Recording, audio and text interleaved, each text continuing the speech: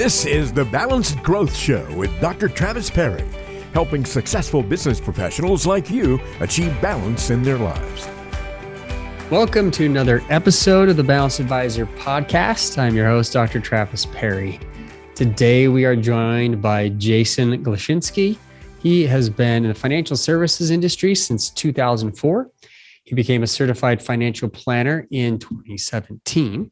He's the CEO and principal advisor for Silvertree Retirement Planning in Stevens Point, Wisconsin, a boutique wealth management firm known for giving their clients leadership and support to take care of the people they love, the causes they care about, and to make a positive impact with their finances using a VFO, virtual family office business model. In his free time, he and his wife, Claire, enjoy backpacking, kayaking, fishing, and entertaining friends at their home in central Wisconsin.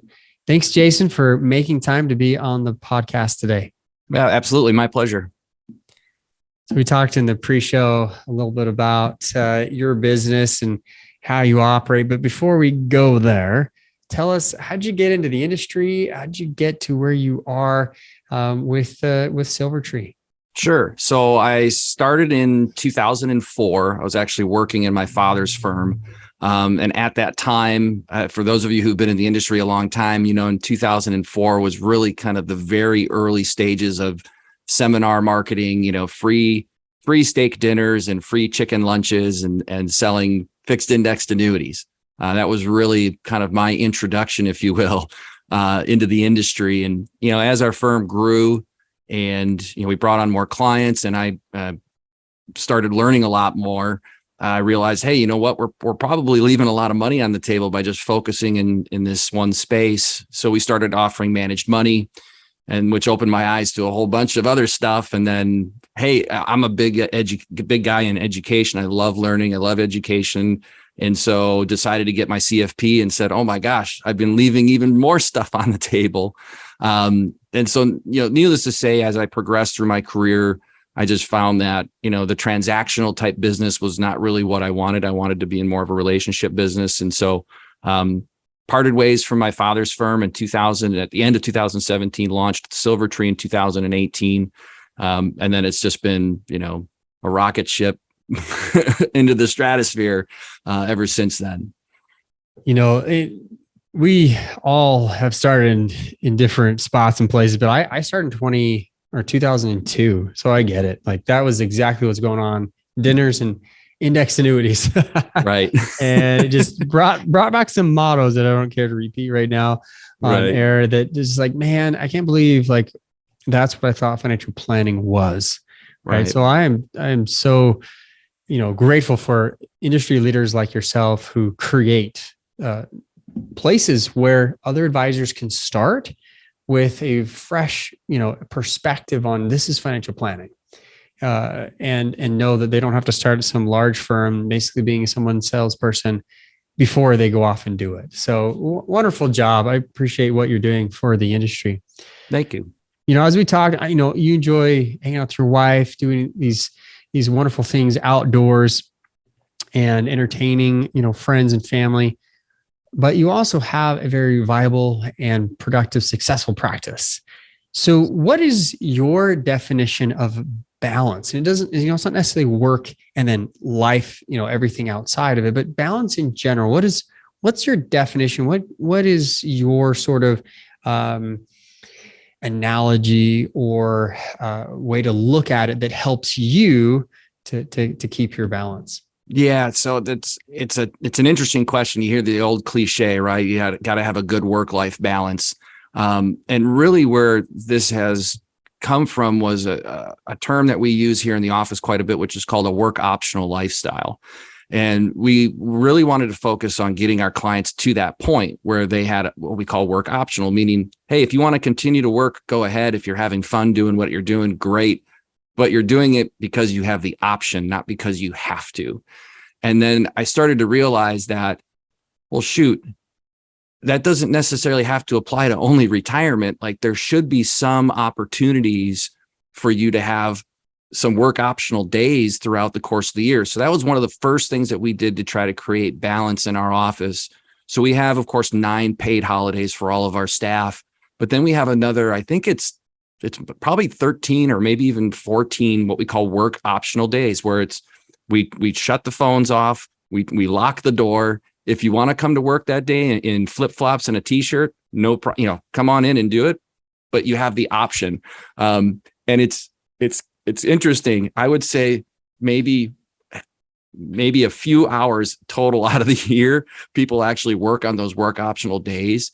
And the team just really appreciates that flexibility to know, hey, I can take this extra day. And we try to always do them on Fridays and Mondays. And I think that was really the first start. And so for me, it's about being able to unplug from work, turn off your phone, not check email, not check the news. And also at the same time, you're not paranoid or worried about what's going to happen when you wake up the next morning and you do check your phone. Yeah, I like this work optional idea. We've toyed at the Maytime Institute to really have time for employees and make sure that the work, is a place that they enjoy, but that we're living the example of having balance in our life. So we've made the decision as a company that Fridays, the doors are locked, the lights are off. And it's sort of like, if you show up, great, but don't schedule anything. Right. You need to come in and finish something fantastic. But that is like absolutely the anomaly. It's not the expectation. Right. There are some times where, quite honestly, Monday holidays, they typically screw up my awesome weeks, because Monday is like typically when I, prepare for the week, and then Tuesday becomes like, it's a frustrating event. Even my wife knows, like, I hate Mondays, Monday holidays. I love Mondays, right, actually. And I found, I think FDR was the one who hated Mondays so much that he tried to put as many holidays on Mondays as possible. Oh, really? so we didn't have to have this, but he didn't realize he's causing everybody else to, struggle. And I mention this because sometimes Fridays is kind of the backup. Like, okay, Monday didn't work, so we're going to come in on that Friday and kind of offset that, as you will. But I like this idea of the work option days. How has that, affected the culture of the firm? Sure. Well, it first started off with having Friday afternoons as work optional. And because, productivity after like 1:30 on a Friday is like just not there. And so I found myself looking out the window going, I'd really like to go grab my fishing pole right now, or go grab my golf clubs right now. I don't, I'm done, man. I'm cooked. Because we work hard. We're a high performing office, so we really crank during the week. So once we did the work optional Friday afternoons, and it was like 12:01, everybody's gone. I'm like, well, this is cool. And they started asking for feedback. It's, what do people say? What do you feel like? This is the best, and they can still get their 40 hours if they, other ways, whether they pull longer shifts during the week or come in Friday if they want. And so that's really where it all started. And then just by adding these other work optional days, I think it's created a lot of flexibility for them. And it's proven to them that we as a firm actually give a darn about their personal life. Like, we don't just expect them to be robots for the company, that we know that they have lives, they have families, they have pets, they have desires. And so I think that's really, that's huge. I mean, to the point now where employees are like, even if they're considering working somewhere else, it's like, boy, I got to give all this up. And that doesn't cost me anything to do a work optional day. They can use PTO if they want, but it's just a freebie extra day for them. So I think it's great from a culture standpoint, no doubt. Yeah, that's really good feedback. And I know everybody has a different view. Do we do 4-day work week? Do we, have flexible schedules, virtual? Do we go, work from home? There's all sorts of ways to slice and dice this, but it's neat to hear what's working well for you guys. As someone who's now the rainmaker for your company, mm-hmm. You're the leader as far as scaling the business and moving it forward. What would you say as an advisor? How have you scaled the business while keeping that sense of balance?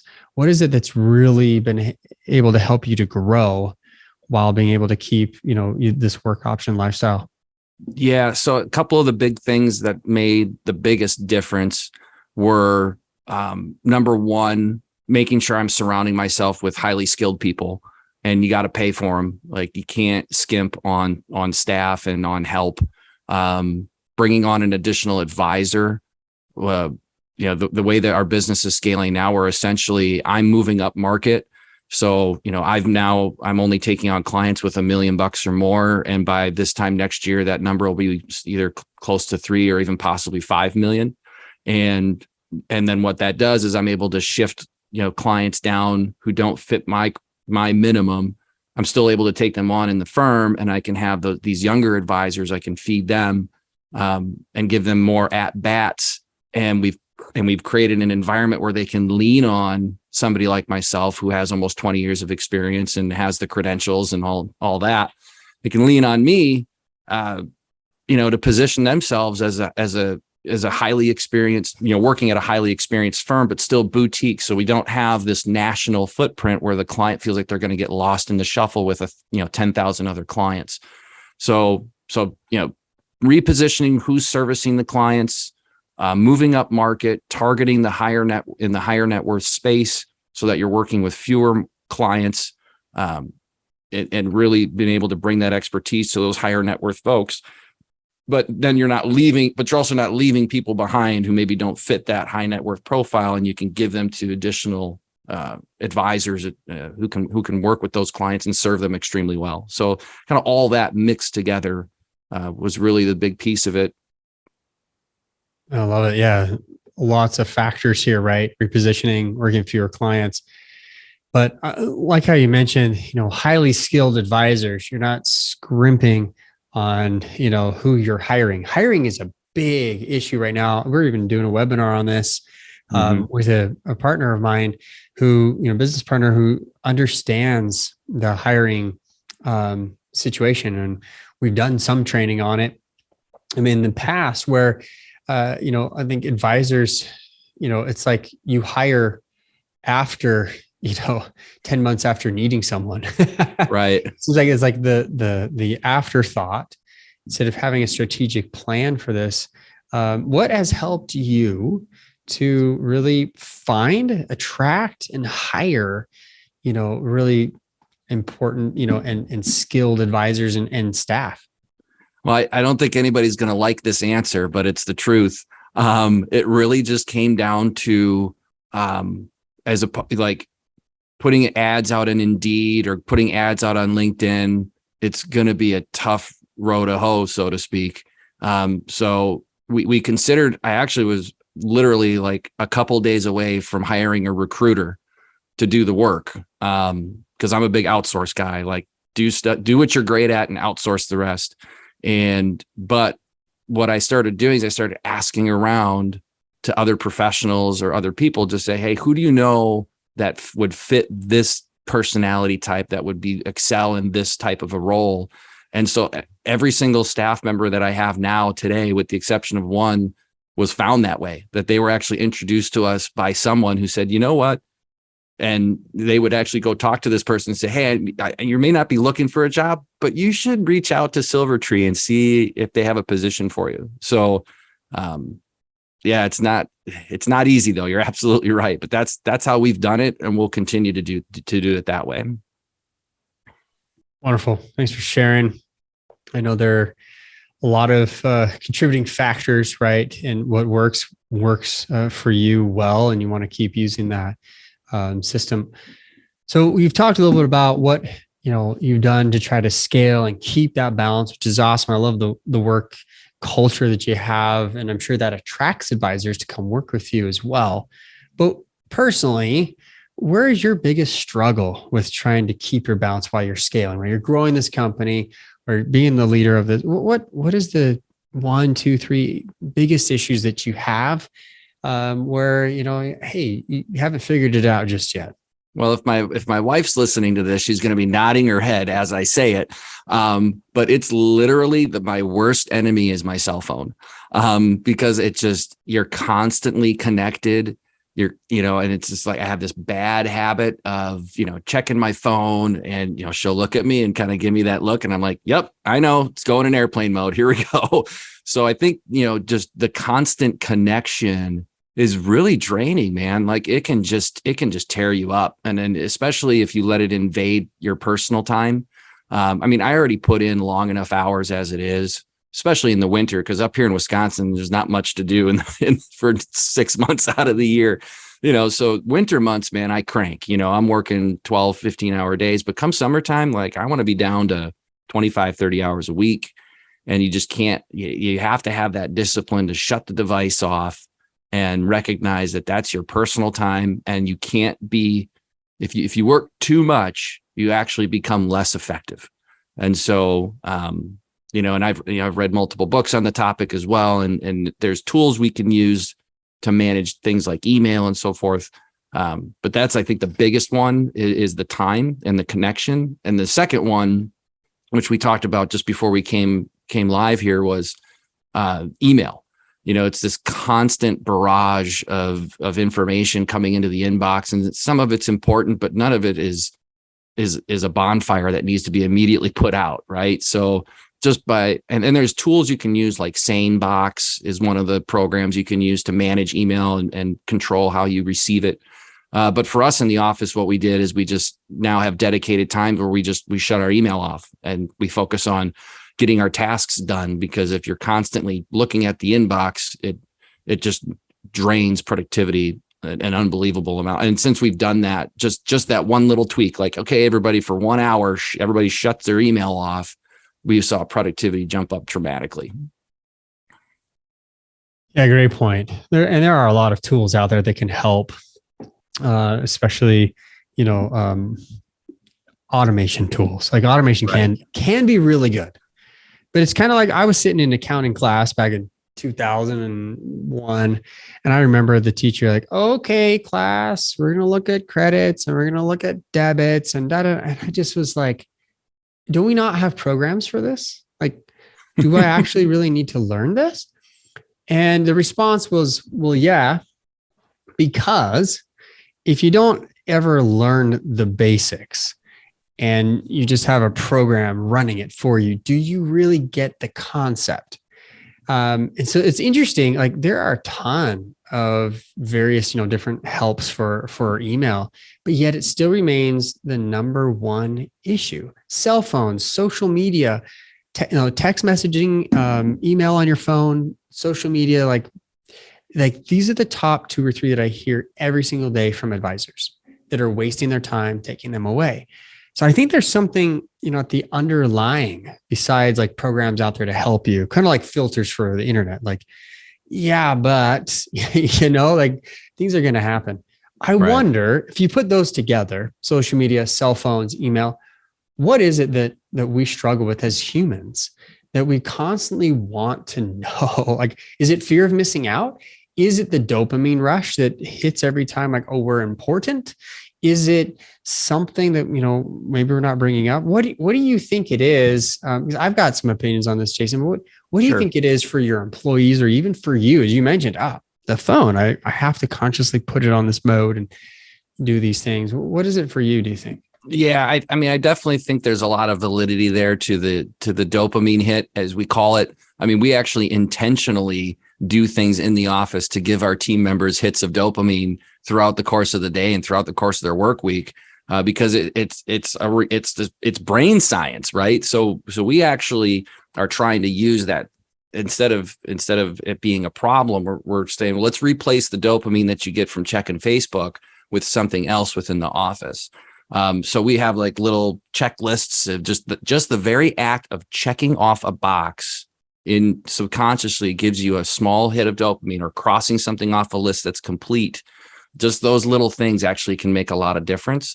But I think that, with regards to the email, I think I'm the one to blame, because, when I first really started managing a financial services firm and managing employees in a financial services firm, it was constantly like client service, fast response times, be on top of it, show the clients we care by responding quickly.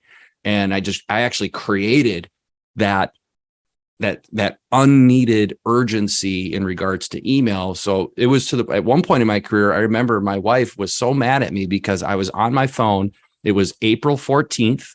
my client was trying to file their taxes and had questions, and it's 8 o'clock at night, and I'm emailing back and forth, and that's not fair to me. I mean, that's my personal time at home. Like that client should have had their taxes taken care of months ago. Like, why are they dealing with it now? And so which is of course created our proactive planning process. So like, I literally don't get phone calls like that anymore because we know everybody's already taken care of. So I think it's a culmination of the dopamine is the big thing. And then you can create an environment within your own firm by having an expectation that may not necessarily be warranted. Yeah. So, I mean, what I'm picking up from you is like creating these expectations, habits on your own. And that's where I get to. I think we're American. So it's like, we want a quick fix. We want the pill. We want something that will like be instantaneous. But coming back to, the brain science, what we were kind of getting at earlier, we need to create these habits.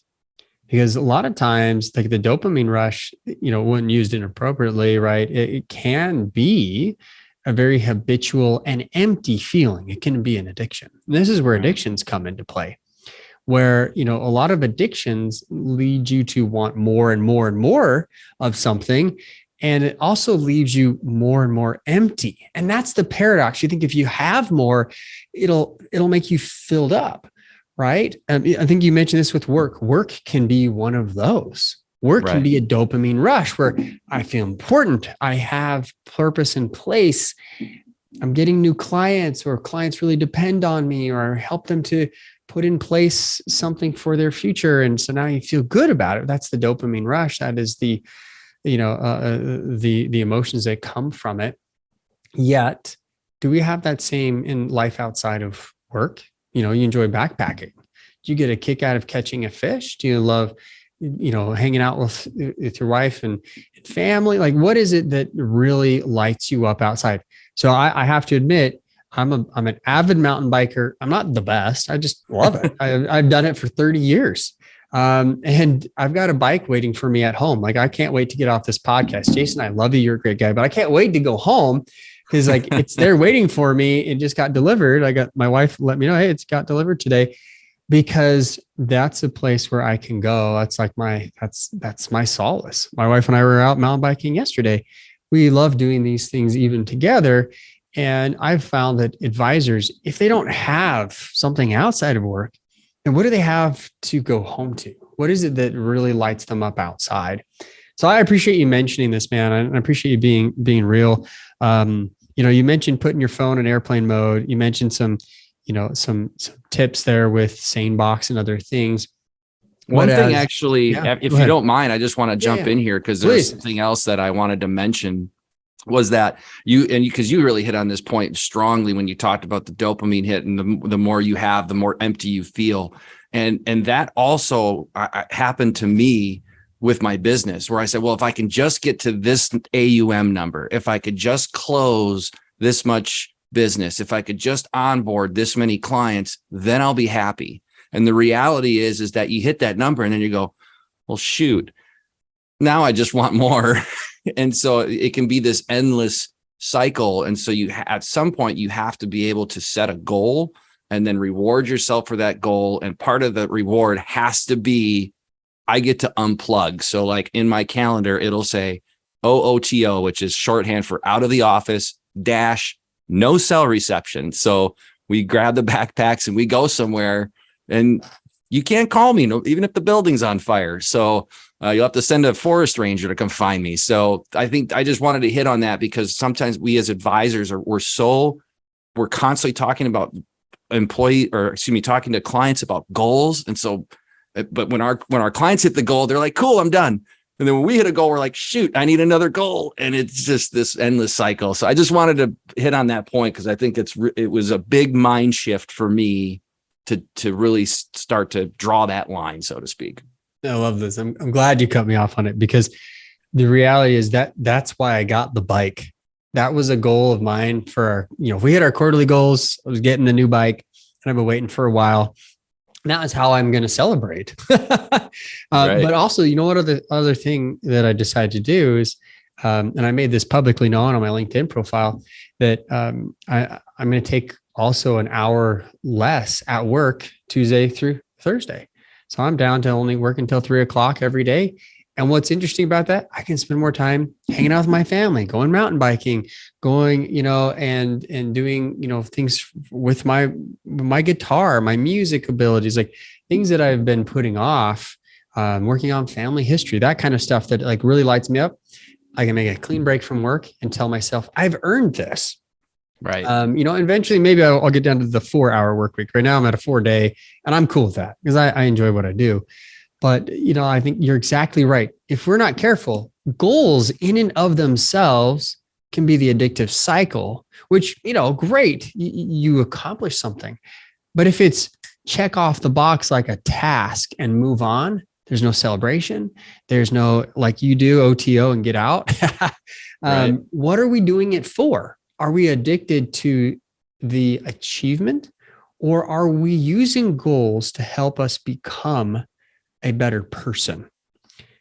So that's kind of how I look at it as well. I'm a big believer in celebrate, take more time off. Like if you're hitting goals and doing these other things. So I love that. I'm glad you bring this up. Cool. What, as we look around the industry, now that we're talking about the industry a little bit, what do you see as some of the biggest issues that other advisors face to have balanced growth? I think it comes down to productivity. One of the things I see a lot of times, and sometimes I fall into this trap too. I say, well, if I just put in a few more hours, my business will be more successful. And you can work all the hours and you can work 24/7, 365, but if you're not doing effective work, it's just a waste of time. And you're taking away from your personal life, you're taking away from your family. And so I think it's the big thing is a lot of times in the off, like when I first started early on, it was very much activity oriented. Like I had a checklist, like, okay, I got to make 20 phone calls. I got to make, and we're in a numbers industry. It's a numbers game. You send out this many mailers, you talk to this many people, you'll close this much business on average. And so a lot of times I think we feel like, well, if we just put in more hours, we'll be more successful. And there's an old, I don't know where my dad got this from, but he used to always say, well, you got to come out of the woods every once in a while and sharpen your axe. Otherwise it gets really hard to chop down trees. So, I think it's important for people to not forget about professional and personal development. So professional development certifications, whether it's a CFP, CPWA, whatever it is, but then also personal development. I just got done reading the book, Don't Sweat the Small Stuff. Because my wife said I was stressing out too much about little things. And so I'm like, okay, I'm going to read this book, so sometimes you have to come out of the woods and sharpen your axe once in a while, and it'll help you be more effective. Yeah, 100%. 100%. Absolutely agree with it. A great, I think, way to end this session with some advice there, right? Of being able to get outside of the work, sharpen the axe, unstring the bow, whatever the analogy is, so that you can be more effective at work. And you're exactly right. I write in the book, Achieving Balance, that if productivity is not the magic pill, speaking of, quick fixes for Americans, like productivity isn't it alone. If you don't have these boundaries that we were just kind of talking about, if you don't have boundaries to your productivity, and you can work more and more and get more and more productive, but you become what we term as a productive workaholic. And a lot of advisors, I think, are actually okay with like, yeah, I'm okay being a productive workaholic. It's who I am. I like my work. But yeah, do you realize that not having that type of a 60-hour, 70-hour work week schedule, even though you love it, it's burning you out. Eventually you'll burn out or not as productive in the time that you have. So we tend to fill the time that we're allotted, don't we? As humans, we're like, yeah, this is the time I got. Great. Well, I'll waste 5 minutes and then I'll spend 10 minutes really working. Right. Ask any student, like, well, they know the finals at the end of the semester. When are they studying the hardest? The day before, which we know doesn't work. Right. So we're interesting humans. Well, Kevin O'Leary, if you know the famous Shark Tank investor, famously said not too long. Well, I don't know if it's famously said, but he had it on his Facebook page, and I read it in a couple places. He said, "I'll never hire a workaholic because they have nothing to work for." Right. It was some, and I'm paraphrasing, but basically what he was getting at is if all you have is work, then it's just you're empty, and you don't have that balance, and you're not going to be an effective team member. You're not going to be an effective advisor. You got to have that balance for sure. Yeah, 100%. Well, thank you for being on the show. Thank you for giving your advice and helping us, looking into your schedule a little bit, how you're running the business, how you're scaling and growing while this, at the same time, knowing what your Achilles heels might be per se on the balance side, and for giving some advice out to those who are struggling. It's been a pleasure. Guys, if you've enjoyed this, like, share, comment, send it to someone who needs this help today. And remember, it's all about living life on purpose, right? So thank you very much, Jason, for being part of the show. My pleasure.